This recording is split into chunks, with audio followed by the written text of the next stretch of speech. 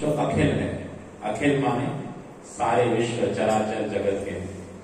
तो हम लोग पिछली बार जब मैं आया था तो कहाँ छोड़ा था, किसी को याद है?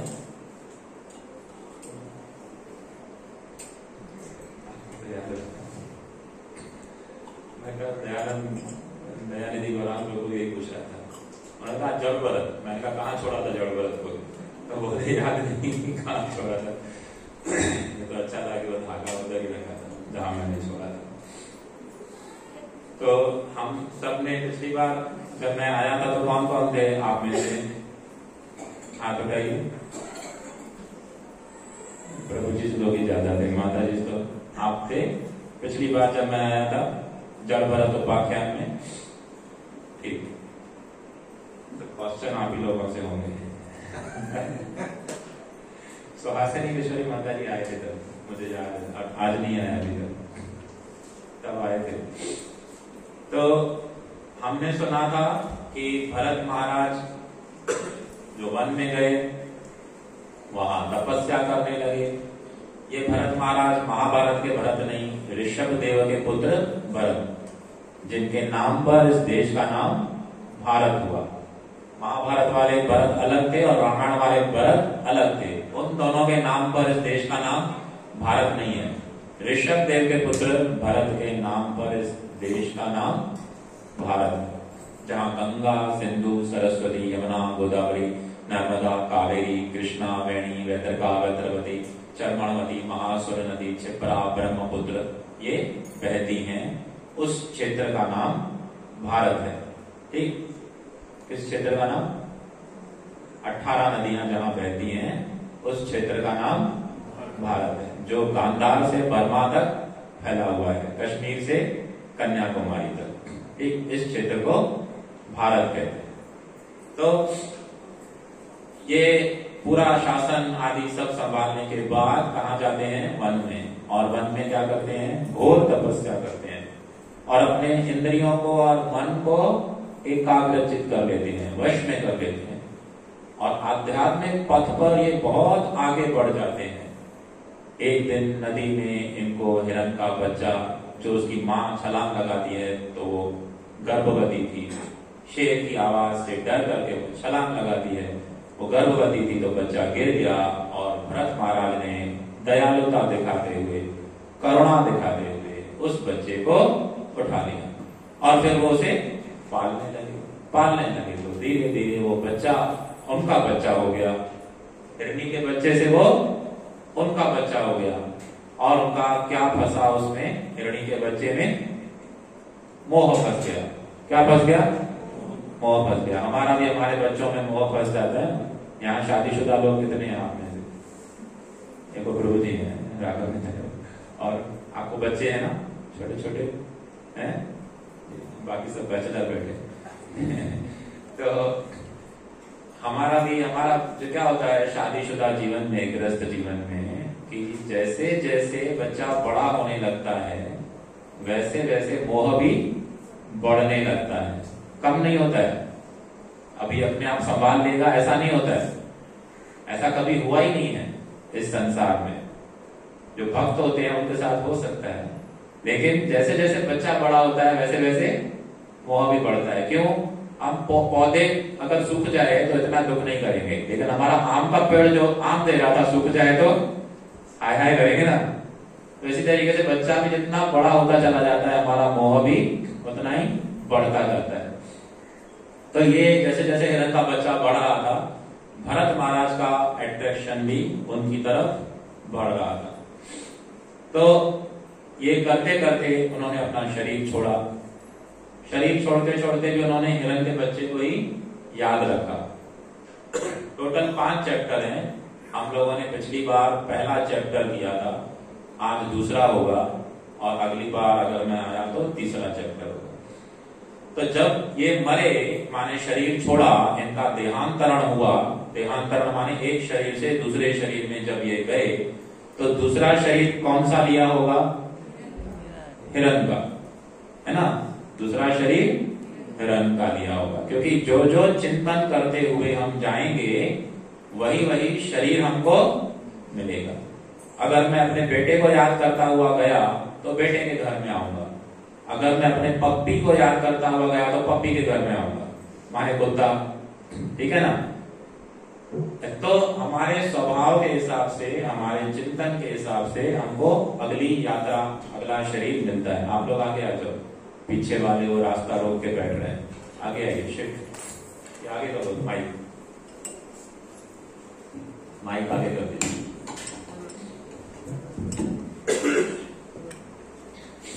वो पीछे वालों को दरवाजे पे बैठना पड़ रहा है। हरे कृष्ण।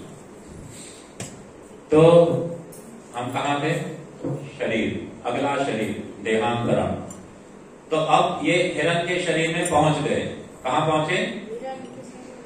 लेकिन उनको अपनी पूजा, अपना तपस्या के कारण पिछला जन्म याद था। आप में से कोई ऐसा है जिसको पिछला जन्म याद हो? हाँ, हमारे उसमें पौंडा में एक माता जी है, उसको अपना पिछला जन्म थोड़ा थोड़ा कभी कभी याद आता है नींद में, ठीक है। तो वो हमको पूछती है, मैं पिछली बार भी औरत थी, अभी भी औरत हूँ, अगली बार भी औरत बनोगी क्या? मतलब वो आपकी इच्छा, आप क्या बनना चाहते हैं। तो यहाँ पर जब उनको याद आता है अपना पिछला जन्म तो पश्चाताप करते हैं। पश्चाताप माने वो रोते हैं। यहाँ पर पश्चाताप का मतलब है वो रोते हैं। लेकिन भरत मुनि का पश्चाताप वास्तव में पश्चाताप है, क्योंकि वो रोने के साथ साथ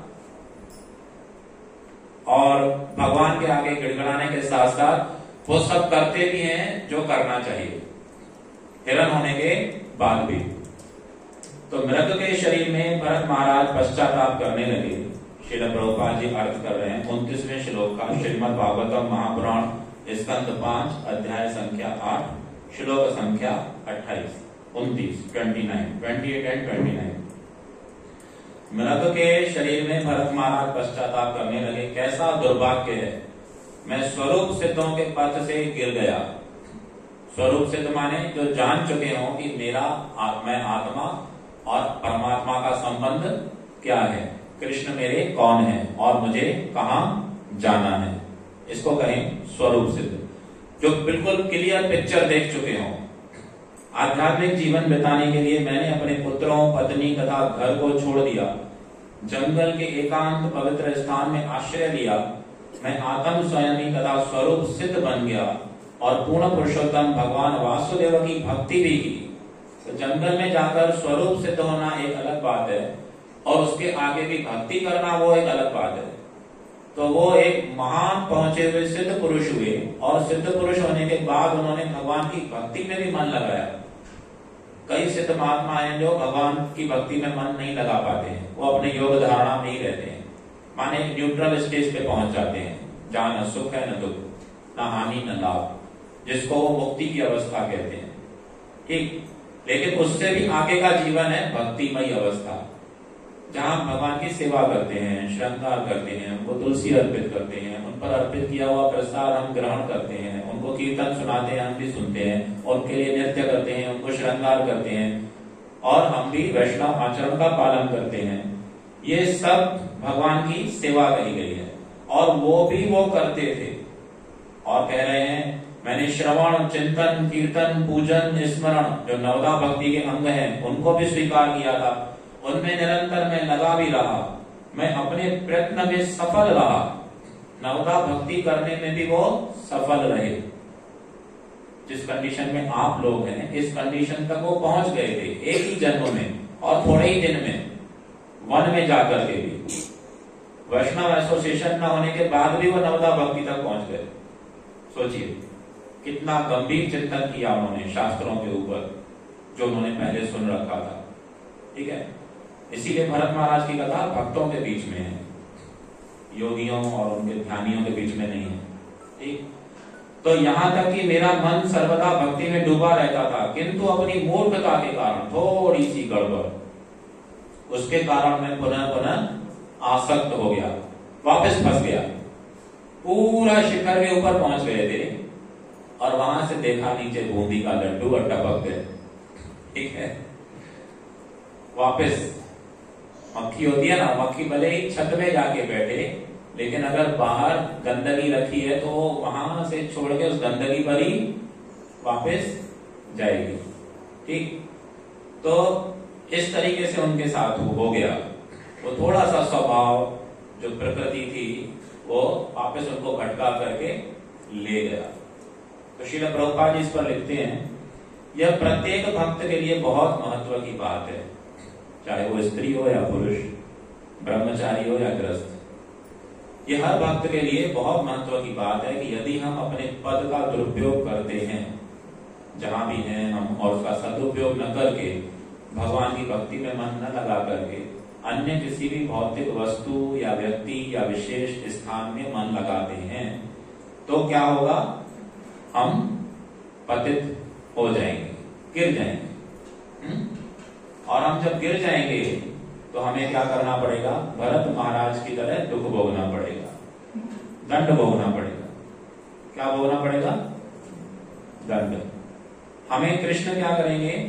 सीधा एक ऐसी कंडीशन में डालेंगे ताकि हम जो चाहते हैं उससे हम डिटैच हो जाएं। कृष्ण क्या करेंगे? ऐसी जगह भेज देंगे जहां जो हम चाहते हैं वो हमें मिला, लेकिन उससे हम वापस डिटैच हो जाएं। तो उनको वह हिरण बहुत प्यारा था, तो भगवान ने क्या किया? हिरणों के खानदान में ही भेज दिया, तो उधर ही जाओ। ठीक है, तो ये क्या हो गया? उनके लिए दंड हो गया, क्योंकि वहां वो यज्ञ नहीं कर सकते, वहां वो भगवान को तुलसी अर्पित नहीं कर सकते, वहां वो भगवान के भजन नहीं गा सकते। ठीक, तो क्या हुए? अपने स्थान से नीचे गिर गए।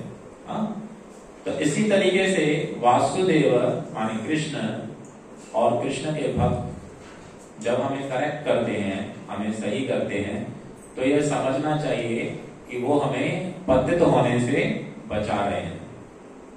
क्या कर रहे हैं? पतित माने फॉल डाउन होने से बचा रहे हैं। समझ रहे ना? मेरी हिंदी समझ में आ रही है आपको? आप ही से पूछ रहा हूं। यू यही जो बैठे हैं व्हाइट टी शर्ट, आ रही है ना जी? तो पतित होने से बचा रहे हैं माने फॉल डाउन होने से बचा रहे हैं। तो ये क्या हुआ? भक्तों का और भगवान का हमारे ऊपर कृपा, मर्सी। क्या हुआ?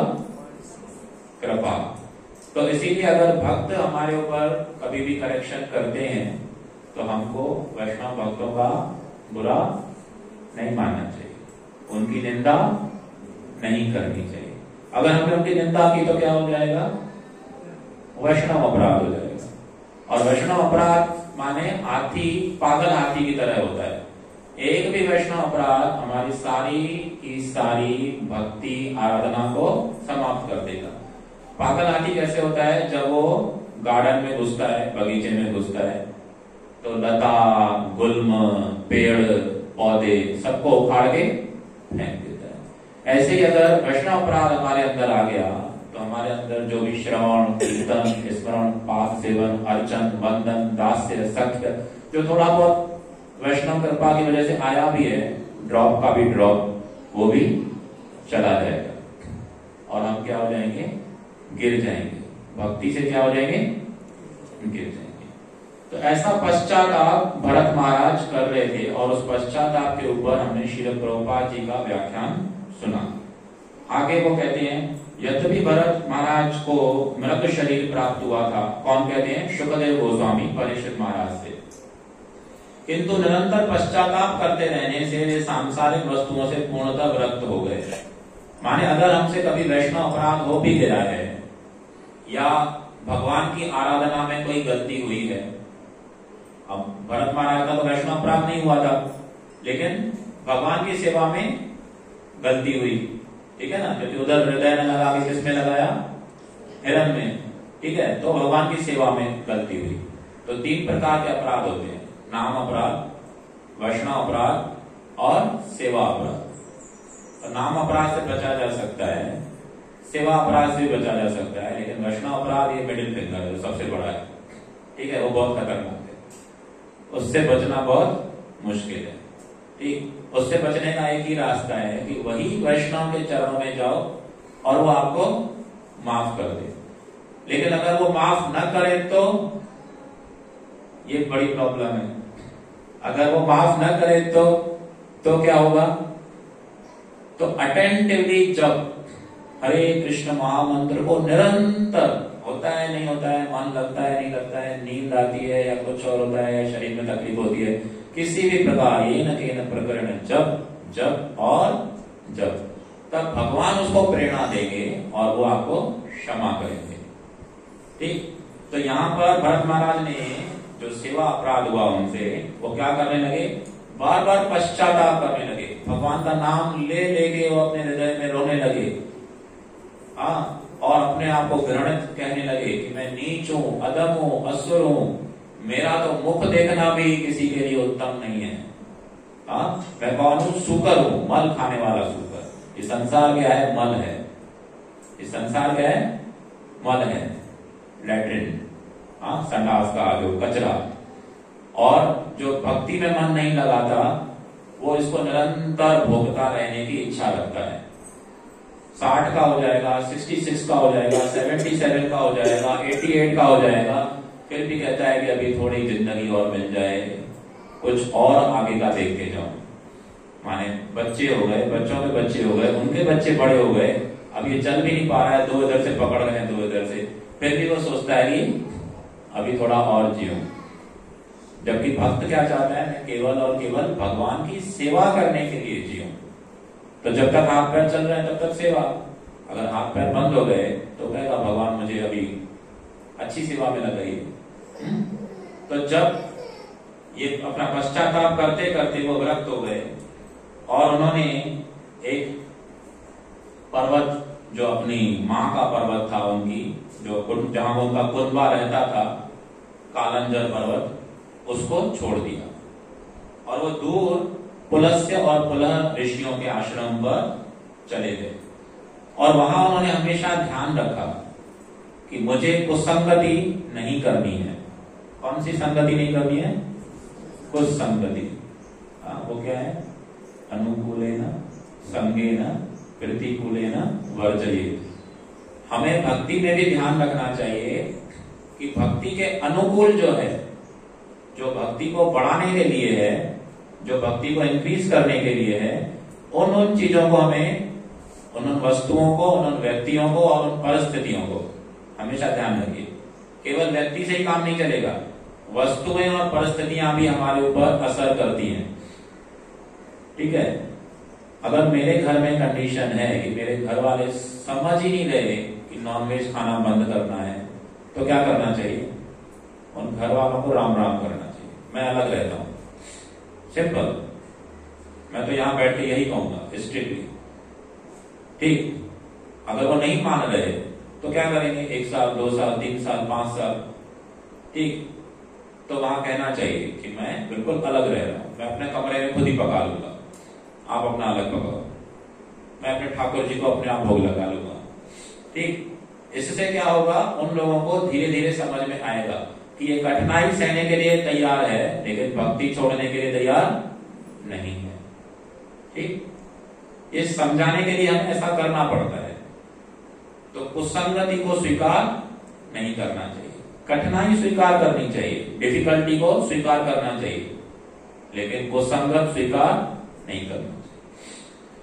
आगे कहते हैं कि वो सूखी पत्तियां खाकर रहते थे पुलह ऋषि के आश्रम में, लेकिन दूसरे किसी भी पशु पक्षी का भी संग नहीं करते थे। दूसरे किसी पशु पक्षी का भी संग नहीं करते थे। तो कौन थे वो? हिरन थे ना। तो हिरन तो उन पशुओं की भाषा, उसकी वो पशु की भाषा समझेंगे ना, अब पुलह ऋषि तो समझेंगे नहीं, उसका भागवतम तो सुनेंगे नहीं उससे बैठ के। तो दूसरे पशु पक्षियों का भी संग नहीं करते थे। और पत्तियां भी कौन सी खाते थे? सूखी। ठीक है, मेरा तो ये हाल है कि अगर मुझे रोटी पे आपने घी लगा के नहीं दिया तो मैं कहूंगा तुम्हारे घर में घी नहीं है क्या? ठीक है, समझ रहे ना, मुझे रोटी हजम ही नहीं होगी बिना घी के। लेकिन वहां वो हिरन के शरीर में भी उनकी चेतना ऐसी है कि पत्तियां हरी नहीं खा रहे हैं। पशु तो हरी पत्तियां ज्यादा पसंद करता है ना, वो पशु हरी पत्तियां नहीं खा रहा है, क्या खा रहा है? सूखी। ठीक है, ताकि उसमें भी मेरा मोह न फंसे। टेस्ट भी मुझे नहीं आना चाहिए। ठीक है, मैं तो घी के बिना रोटी भी नहीं खाता। हाँ, चावल भी मैं गरम गरम खाता हूँ, दाल भी मुझे गरम गरम चाहिए। ठीक, ऐसा हमारा क्या है, व्यक्तित्व हो गया है, जो हम उतर ही नहीं रहे, मतलब ऊपर चढ़ ही नहीं रहे, हम थोड़ा सा भी स्टैंडर्ड पार नहीं कर पाते। तो आखिर एक दिन उनका आया, भगवान ने उन पर कृपा की और वो उसी पवित्र तीर्थ स्थल में नदी में गए और स्नान करते ही उनका प्राण छूट गया। वो पवित्र नदी थी, तीर्थ स्थान था, तो अभी उनका फल उनको मिलना था। तो वापस एक बड़ा उत्तम ब्राह्मण था, उसको 2 पत्नियां थी। पहली पत्नी में से उसे संतान थी और दूसरी पत्नी में से उसको एक बेटा और बेटी हुआ। ठीक, तो जो बेटा हुआ वो यही हिरण्य का आत्मा उस शरीर में था। इस हिरण्य का नाम क्या था? इस हिरण्य का नाम क्या था? अरे हम तो शास्त्र से भरत ही समझेंगे ना भाई। भरत ने ही हिरण्य में जन्म लिया और हिरण्य ही फिर आगे ब्राह्मण का पुत्र हुआ, तो नाम क्या हुआ? भरत। ठीक है, हम उस आत्मा की समझ रहे हैं ना, जो हम जो स्टोरी चल रही है वो किसकी चल रही है? भरत की। ठीक है, भले ही वहां नाम शेखर रखा हो या कुलशेखर रखा हो, ठीक है, लेकिन स्टोरी किसकी चल रही है? भरत की। तो कभी आपसे कोई प्रश्न कर दे कि वो नाम सेम कैसे है, तो उसका आंसर दो कि हम जो नाम ले रहे हैं वो भरत महाराज का नाम ले रहे हैं। नाम उधर कुछ भी रहने दो, कुलशेखर रहने दो या राजशेखर रहने दो, ठीक है, देवानंद रहने दो या सलमान खान रहने दो, हम स्टोरी किसकी ले रहे हैं? भरत महाराज की। तो हिरण्य में भी भरत महाराज थे और उस ब्राह्मण के बेटे में भी भरत महाराज का ही आत्मा था ना, तो क्या हो? आत्मा। तो तुम्हारा नाम क्या है? सोमेश, समेश। तो ये समेश किसका नाम है? आत्मा का या शरीर का? हाँ, शरीर का नाम है।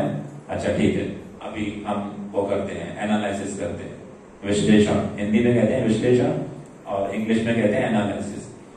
तुम्हारा हाथ है, ऊपर करो, ये किसका हाथ है? समेश का। ठीक है, ये आंखें हैं समेश की, दांत है समेश के, पैर है समेश का, मृदंग बजाया समेश ने, मृदंग बजाया समेश ने, समेश का, समेश ने। कोई खाना लाया समेश के लिए, ठीक है, तो कर्ता, कर्म, करण, उपादान, संप्रदान, अपादान, ये सब अलग अलग है। का, की, के, को, के लिए, ने, ये संस्कृत है। ठीक है, 8 विभक्तियां होती हैं, लेकिन वो जो मुख्य है, जिसके लिए ने आ रहा है, जिसके लिए का आ रहा है, जिसके लिए के लिए आ रहा है, वो कौन है? वो आत्मा है। तो समेश नाम किसका हुआ? Who is subject? Subject is your soul. कर्ता माने सब्जेक्ट, तो सब्जेक्ट तुम्हारा आत्मा है ना, वो ऑब्जेक्ट थोड़ी है, वो वर्ब भी नहीं है। समझ में आया ना? तो वो क्रिया है और न वो अपादान है। वो क्या है? कर्ता है।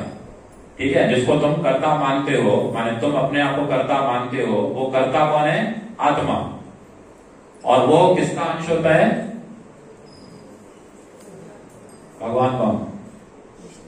कृष्ण। हाँ, कृष्ण बोलो। मैं ब्रजवासी हूं, भगवान नहीं बोलते, हम कृष्ण बोलते हैं। ठीक है, तो कर्ता कौन? आत्मा। और आत्मा अंश किसका? कृष्ण का। ठीक है, तो अंशी हुए कृष्ण, माने पैदा करने वाले हुए कृष्ण, और पैदा होने वाला माने आत्मा। अब इसका स्थान क्या है इस संसार में? इस अंश का स्थान क्या है संसार में? क्या तुम्हारी एक्चुअल पहचान क्या है? सेवा करना। तो सेवक को क्या कहते हैं दूसरी भाषा में? अब हम, हाँ, दास। सही है, परफेक्ट, दास। तो दास माने सर्वेंट, सेवक। ठीक है, हम लोग अपने नाम के पीछे दास लगाते हैं ना। हाँ, हमारे गुरु महाराज हमको दास देते, अजय हरि दास। हाँ, प्रभु जी का नाम शरण, शरण कुमार दास। ठीक है, वो है गिरीश दास। ठीक, तो ये सब क्या है? दास हैं। किसके? कृष्ण के। किसके दास हैं? कृष्ण के। गोप्य भरतुल पद कमलेभ्यो दासानु दासानु दास। अभी उससे भी आगे का, तो एक तो दास है आप, तो किसके दास हैं? कृष्ण के। तो यहां भी थोड़ी गलती है, यहां भी थोड़ी गलती हो जाती है।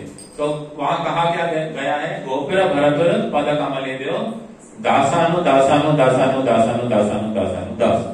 माने सर्वेंट के सर्वेंट के सर्वेंट के सर्वेंट के सर्वेंट के सर्वेंट का भी मैं सर्वेंट हूं। तो हमारे ऊपर हमारे गुरु महाराज हैं, उनके ऊपर उनके गुरु महाराज हैं, उनके ऊपर उनके गुरु महाराज हैं। तो हम डायरेक्ट सेवा भी कृष्ण की नहीं कर सकते। डायरेक्ट सेवा कर सकते हैं क्या? नहीं। जड़ भरत के चरित्र में यहाँ उनका कोई गुरु नहीं दिखाया गया है, लेकिन आगे जो दूसरे चरित्र आएंगे उनमें गुरु परंपरा को भी प्रेजेंट रखा गया है ना। नारद मुनि आदि आदि। ध्रुव महाराज के कौन गुरु थे?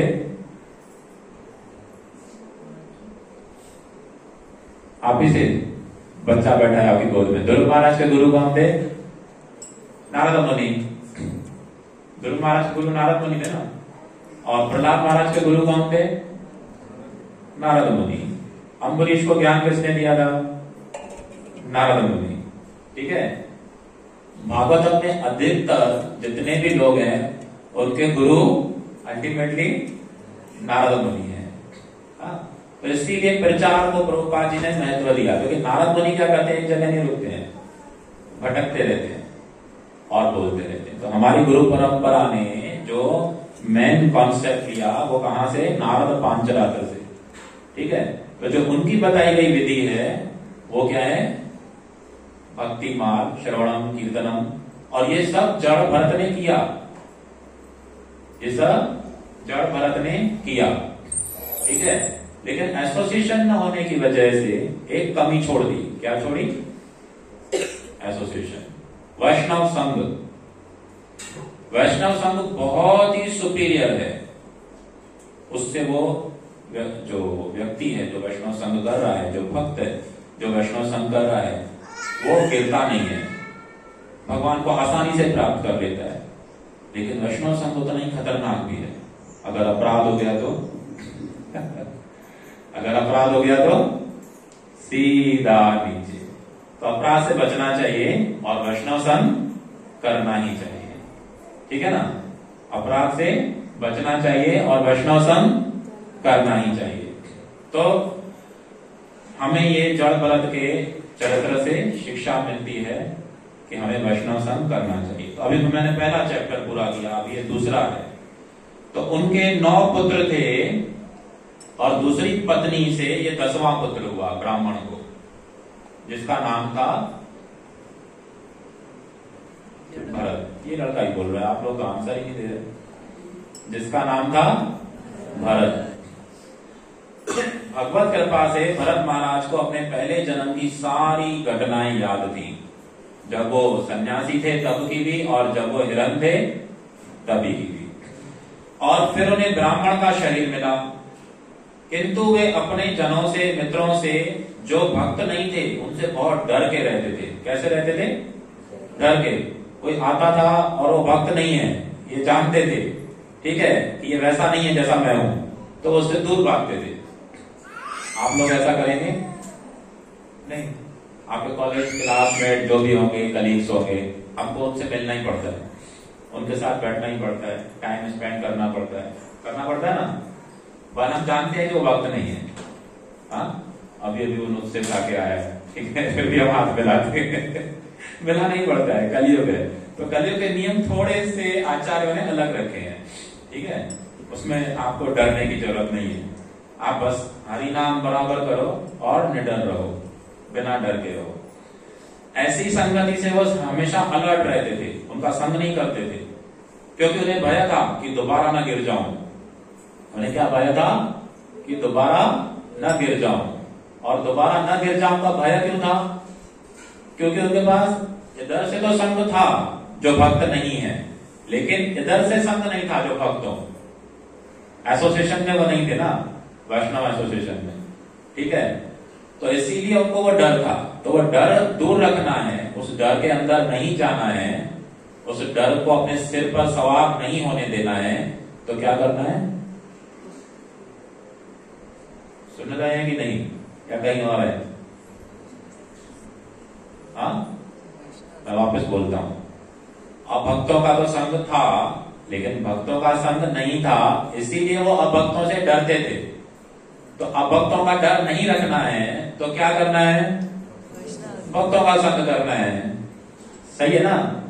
ये मैथमेटिक है ना, ये प्लस वो माइनस ये प्लस, ठीक है, समझ है ना? ऐसे ही करते थे ना Pythagoras, x is equal to y, y is equal to, तो प्रूफ क्लियर।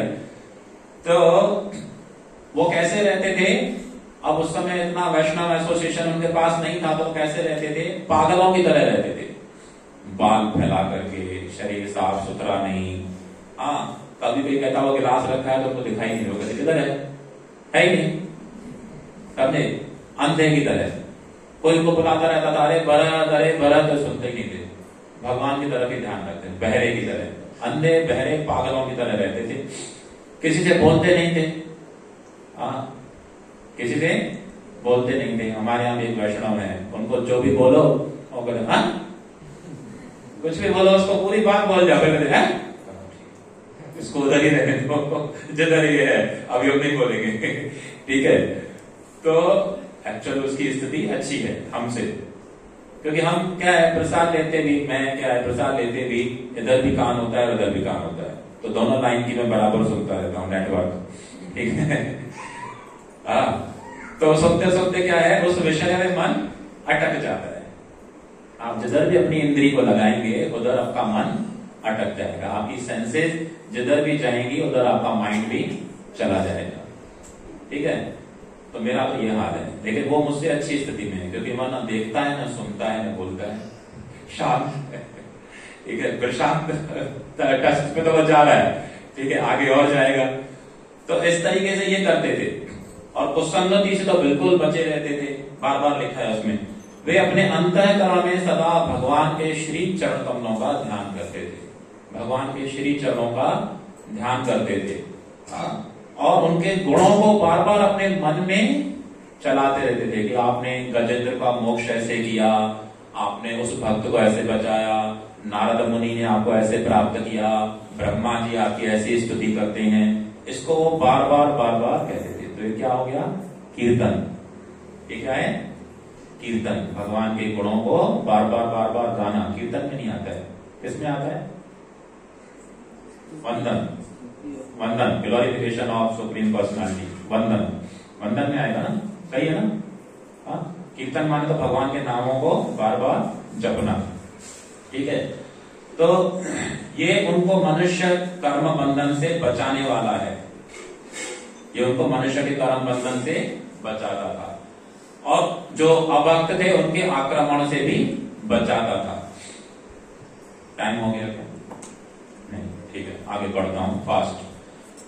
अभी जो उनके पिता थे वो चाहते थे कि ये हर प्रकार का संस्कार अच्छे से सीखे।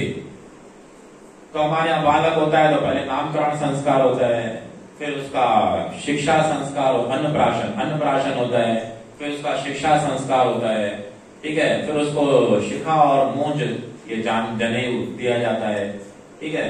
तो इनको भी इनके पिता ने पूरे संस्कार दिए। इनके पिता सिखाते थे जब तुम शौच जाते हो तो बाहर निकल के मिट्टी से पानी से हाथ धोया करो। तो ये पहले मिट्टी और पानी से हाथ धोते थे, बाद में शौच जाते थे, और बाद में आके प्रसाद लेते थे। समझे? क्या करते थे? उल्टा, ताकि इसका जो मन है वो मेरी तरफ न आए। पहले हाथ धोते थे, बाद में शौच करते थे, साफ करने के बाद आके प्रसाद ग्रहण करते थे। पिता कहते थे नहा धो करके, आचमन आदि करके, करन्यास, हृदय न्यास आदि करके बाद में आप गायत्री में बैठो। ये खेल करके जिधर मल रहता था उधर पैर वैर भर करके और गायत्री में बैठ जाते थे, ठीक है, ताकि ये मेरा जो पिता है ये समझ जाए कि मैं क्या हूं, निपट मूर्ख हूं, किसी काम का नहीं हूं, और इसकी आसक्ति, इसका जो अटैचमेंट है वो मुझसे ये दूर रहे, मेरे से पास ना आए, ठीक है। पहले एक पास आया था वो हिरन का बच्चा तो मुझे हिरन का बच्चा बनना पड़ा।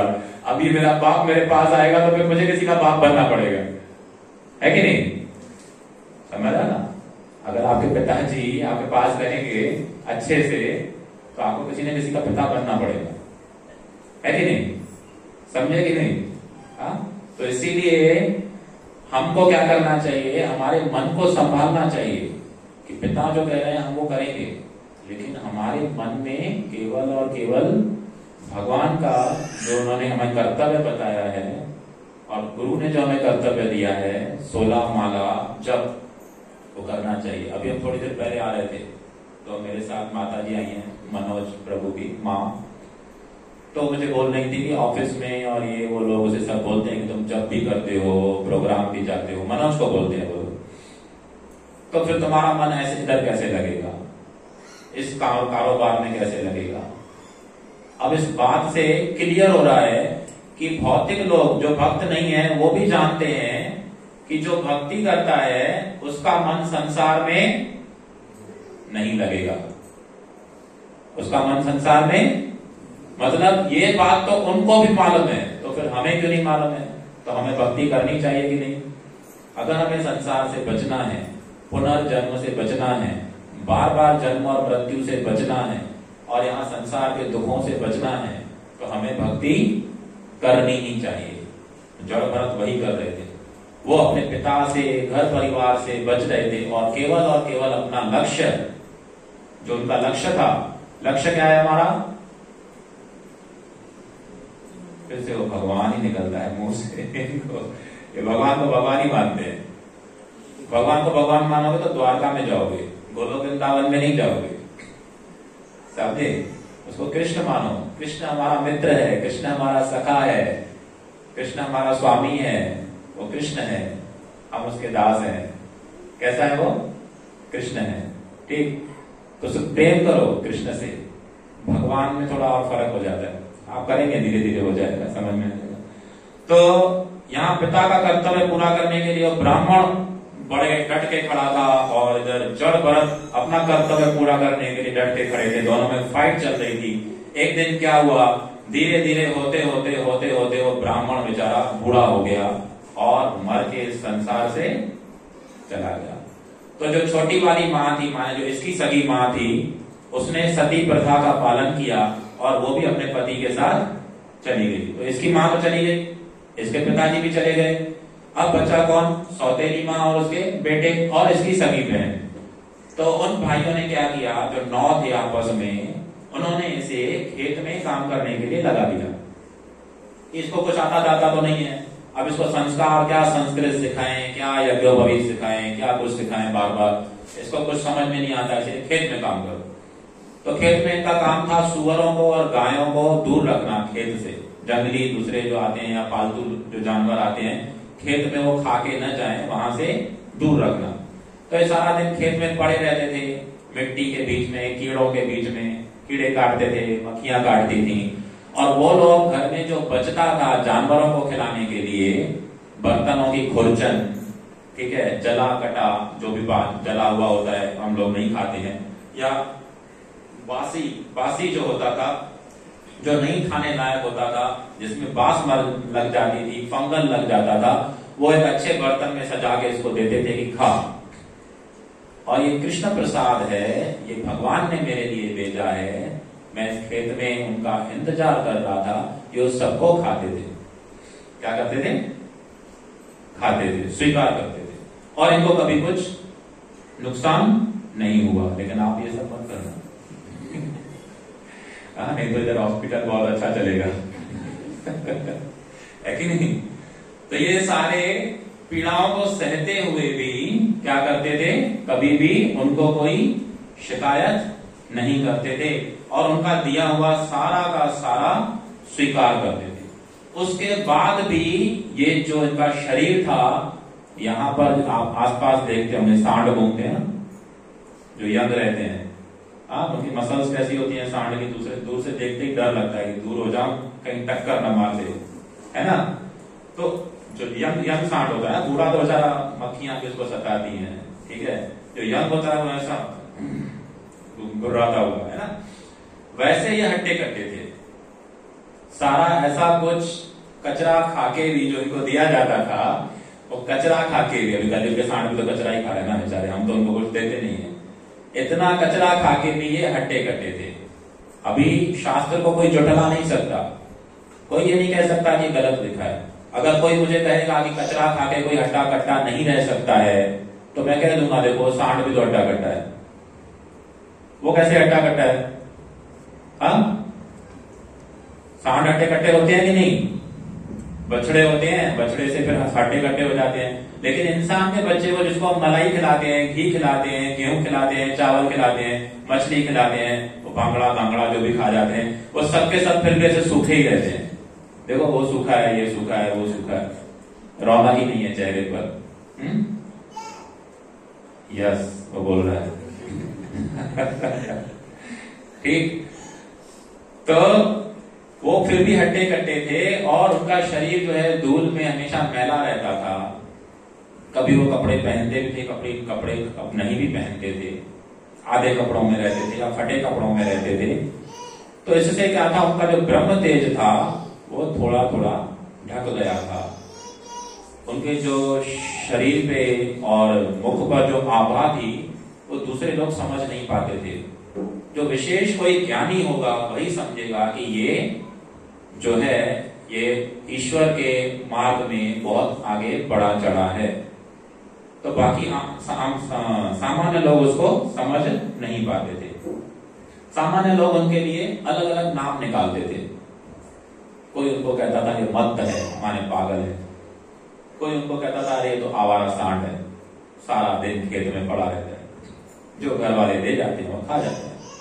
कोई उनको कहता था कि ये तो बेचारा धोबी का कुत्ता, ना घर का ना गाड़ का। तो कोई कुत्ता कहता था, कोई सांड कहता था, कोई पागल कहता था। इस तरीके के नाम उनको टाइटल दिए जाते थे और वो सुनकर के भी अनसुना करते थे। कभी उनको जोश नहीं आता था कि ऐसा क्यों, मैं बन के दिखाऊंगा सलमान खान, शाहरुख खान, या इंजीनियर या डॉक्टर या प्रधानमंत्री।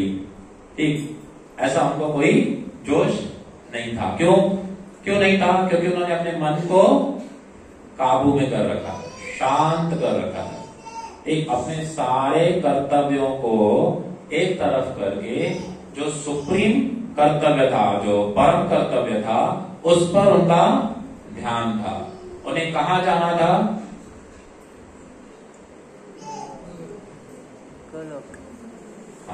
गोलोक वृंदावन जाना था। अपने घर। ये घर किसका है? ये जो संसार है ये घर किसका है? आपका या किसी और का? माता जी आप ही बताओ, हरी साड़ी में आगे आगे बैठे, ये घर किसका है? भाई अपने आप से आंसर नहीं आता है तो मुझे टारगेट करके पूछना पड़ता है ना, ये तुम बताओ। आपका घर जो है, बिल्डिंग अच्छी खासी होगी, बड़ा घर होगा, वो किसका है? आपका ही है। कागज में आपका नाम है ना? नहीं, ये घर किसी के नहीं है। हमारे बाद हमारी औलाद के, उसकी औलाद के बाद फिर उसकी औलाद के, ये सब ट्रांसफर होता रहता है। अभी यहाँ आसन पे मैं बैठा हूं, अगली बार कोई और बैठेगा तो ये आसन मेरा हो गया क्या? नहीं, ये समझना चाहिए। आप ट्रेन में जाते हैं टिकट लेके, हम भी जाते हैं, मैं भी जाता हूं, तो वहां मैं क्या करता हूं, उस सीट को अपना समझ लेता हूं, सीधा लंबा होके सो जाता हूं, ना इधर कोई बैठे ना इधर कोई बैठे। जब स्टेशन आनी है तो सीट छोड़नी है, मेरी है भाई क्या? नहीं। तो यहाँ इस धन का, इस ऐश्वर्य का प्रयोग क्या है? सबसे थर्ड क्लास प्रयोग है कि अपने लिए यूज करो, सेकंड क्लास प्रयोग है कि समाज में लगाओ, और फर्स्ट क्लास प्रयोग है कि भगवान की सेवा में लगाओ। ठीक है? तो भगवान की सेवा में जो नहीं लगाते, कम से कम सोसाइटी में लगाओ, बच्चों के लिए स्कूल आदि ये वो परोपकार, और उस पर भी नहीं लगाते तो अपने आप पर लगाओ, अच्छा खाओ पियो, हट्टे कट्टे सांड बन के रहो। और उस पर भी नहीं लगाते तो माने वेरी कंजूस, ना मैं खाऊं ना मेरे घर वाले खाएं, ऐसे भी लोग हैं दुनिया में। दमड़ी जोड़ जोड़ के दमड़ी माने मनी, जोड़ के दमड़ी जोड़ मर जाएगा, माल जमाई खाएगा, कोई और खाएगा। समझे? कहते हैं वो दमड़ी जोड़ मर जाएगा, माल जमाई खाएगा, खाएगा कोई और।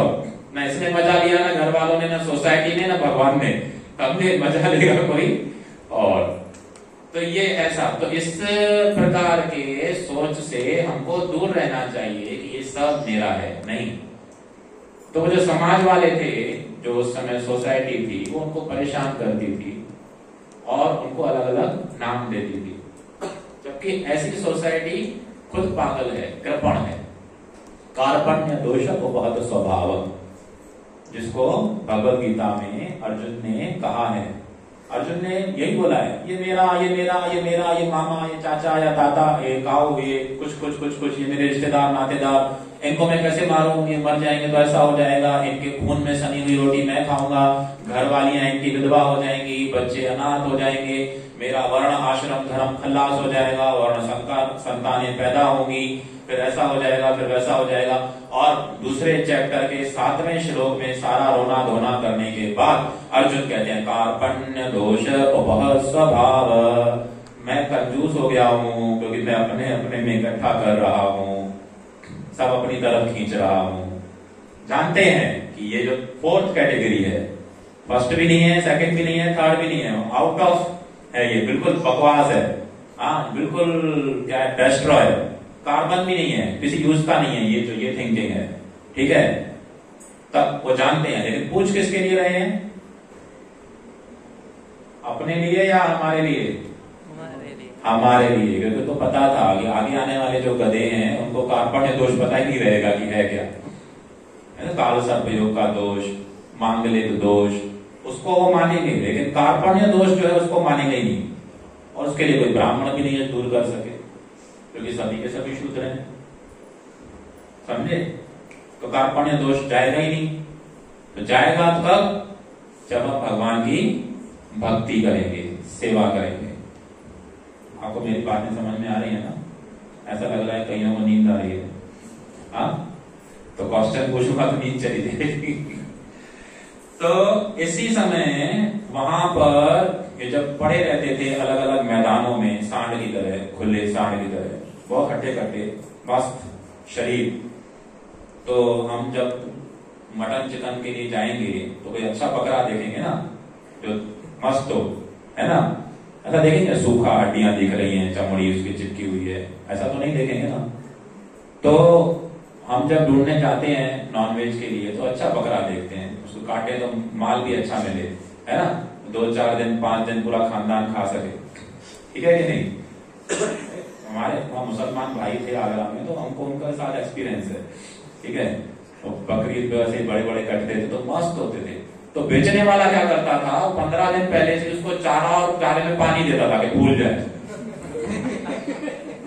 जब काटने वाला काटेगा तो खून ज्यादा निकलेगा, मांस कम निकलेगा, समझे।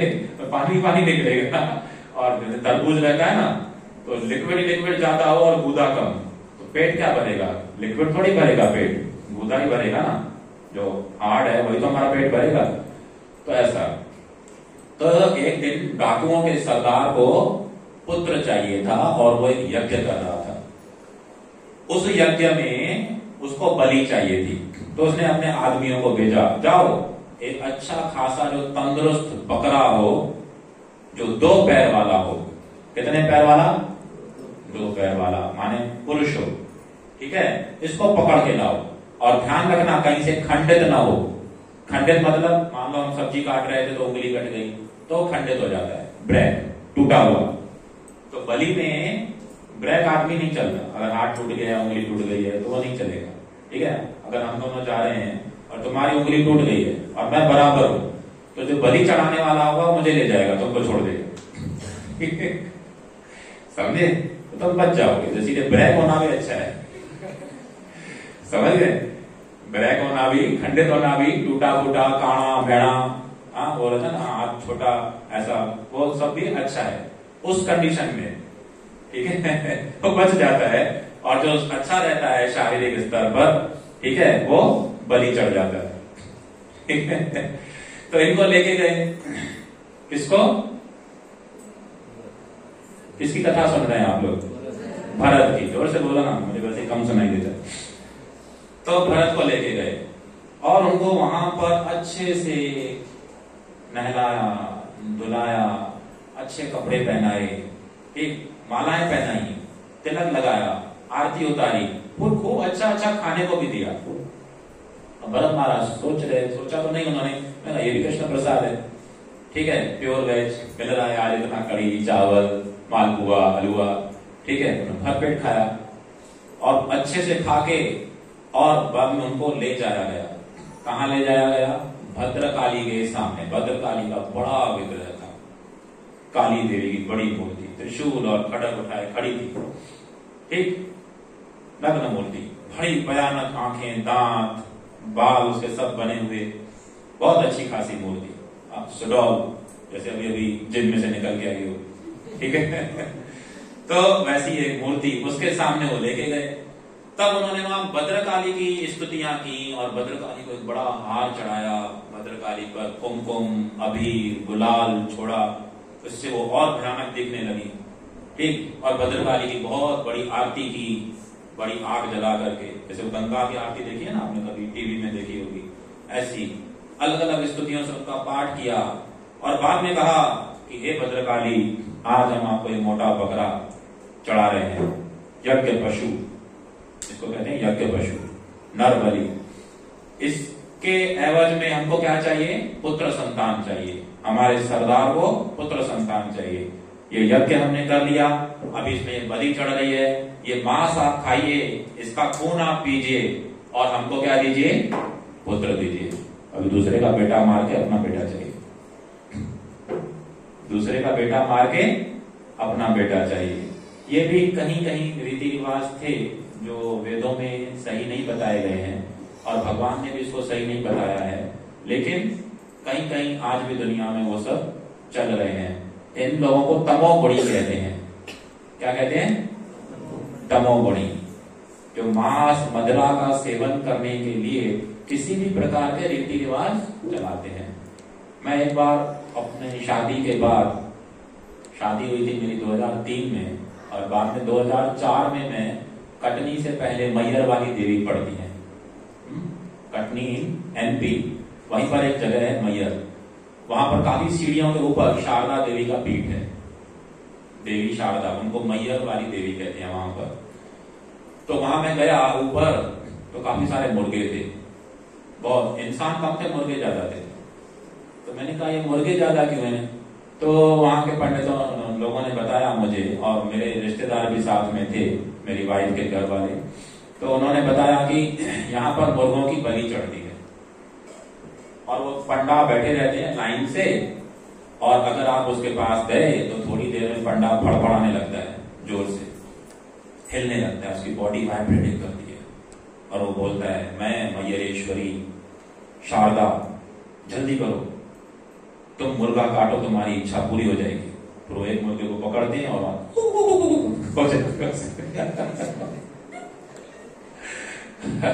समझे, वो बेचारा अपनी जान से जाता है।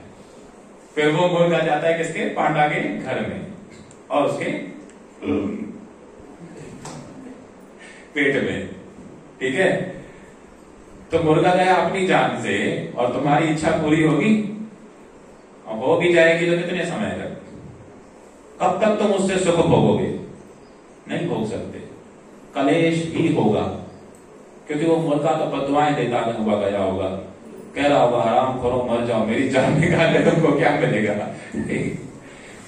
तो जो श्राप देते हुए मरा, तो उसका श्राप खाएगा कि नहीं खाएगा? निश्चित ही खाएगा, उसको खा जाएगा।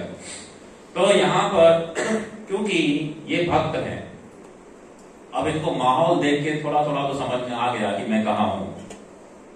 ये मेरी पूजा की समझ में आ रहा था कि मैं कहीं तो भगवान का प्यारा हूं, तो इसीलिए कर रहे हैं।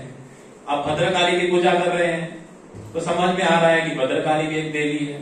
अभी ये खड्ग की पूजा कर रहे हैं, तलवार निकाली है चमचमाती, न्यू, बिल्कुल धार लगी हुई, तो उनको समझ में आने लगा कि अभी क्या होने वाला है। ठीक है, एक माला मेरे पास है, एक माला देवी के पास है, तो देवी को तो काट नहीं सकते, कटने वाला कौन? मैं। देखिए बिल्कुल शांत भाव में हरि स्मरण करते रहे, ये बिल्कुल भी हिले नहीं, चीखने नहीं लगे, अरे अरे छोड़ो छोड़ो छोड़ो, ये क्या कर रहे हो, मैं तो गलती से आ गया, मैंने हाँ नहीं किया था तुमको आने के लिए, नहीं, बिल्कुल शांत भाव में प्रशांत आत्मा की तरह बने रहे, जैसे इनको कुछ मालूम ही नहीं है कि क्या हो रहा है, जैसे इन्होंने कुछ देखा ही नहीं कि क्या हो रहा है, या उन लोगों की बातें इन्होंने सुनी ही नहीं कि अब क्या होने वाला है। उन्होंने प्रार्थना की ना, ये नर बलि ले लो और हमें एक पुत्र दे दो, तो इन्होंने सुना भी अनसुना कर दिया और केवल हरि स्मरण में लगे रहे। अभी आप लोगों को पता चल जाए कि यहाँ भूकंप आने वाला है, छत गिरने वाली है, कौन पहले भागेगा? कौन पहले भागेगा? इधर गेट है कि नहीं? सबसे पहले तो मुझे निकलना होगा ना। समझे? समझ गए कि नहीं?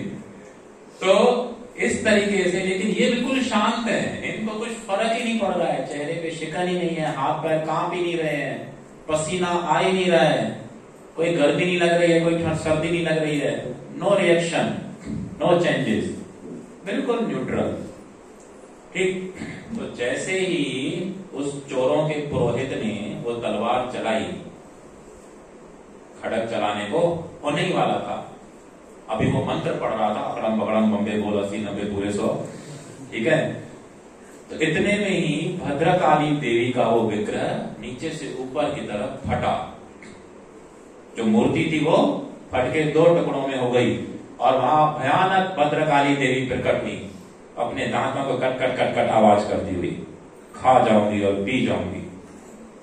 और ये देखकर डकैत प्रसन्न हो गया, देवी डायरेक्ट लेने आई है, काटने की भी जरूरत नहीं है। समझे? आज तो मतलब इधर लिया और उधर बच्चा देगी तो सेकंड में कि ले जाओ ये बेबी तुम्हारा है, ठीक है। लेकिन भद्रकाली देवी ने जोर से अपना खड़ग उठाया और एक ही बार में घुमाया, ऐसा घुमाया कि ये सारी गोलियां खड़ी हैं और सारी की सारी गोलियां कट के अलग।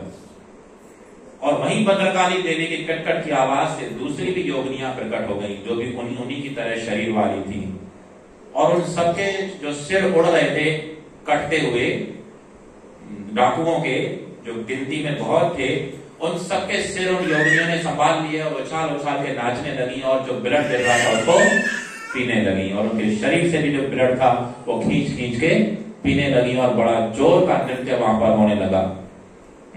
I am a disco dancer.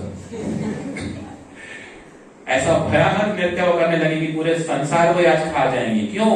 अरे तुमको शर्म नहीं है, अकल के अंधे हो, ये भक्त है, वैष्णव है, तुम वैष्णव पर बुरी दृष्टि डालते हो, वैष्णव को काटोगे। मैं भगवान विष्णु के दासों की दासों की दासों की दासों की भी दासी हूं, मुझ पर अपराध आ जाएगा, इसलिए तुम मारे जाओ, मैं तुमको मार दूंगी। ये भद्रकाली देवी का उस समय भाव है। उन्होंने तुरंत ऐसे आतताइयों को नष्ट कर दिया जो भक्तों को नष्ट करना चाहते हैं। हालांकि डाकू को मालूम नहीं था कि वो पंगा कहां ले रहा है कि नहीं? उसको तो उन्होंने जड़ भरत ने बताया नहीं ना कि मैं कौन हूं, हाँ, सीबीआई ऑफिसर हूं या कौन सा ऑफिसर हूं, वो तो दिखाया नहीं उसने, वो सारा गलत जगह फंस गया। लेकिन भद्रकाली ने गलती से गलती करने पर भी उसको दंड दिया, गलती से गलती करने पर भी उसको दंड दिया। तो ये चैप्टर यहीं क्लोज होता है, ठीक है। अगली बार हम लोग सुनेंगे जड़ भरत और महाराजा रघुगण की वार्ता। अब जड़ भरत जब अपनी यात्रा में बहुत आगे बढ़ गए तो अभी वो गुरु की भूमिका निभाएंगे और महाराज रघुगण शिष्य होकर के सुनेंगे। तो आगे चलेगा ज्ञान वार्ता। अभी तक जो कथा था वो कथा पूरा हुआ, आगे चलेगी ज्ञान वार्ता, पूरा फिलॉसफी, ठीक। चलिए, हरे कृष्ण।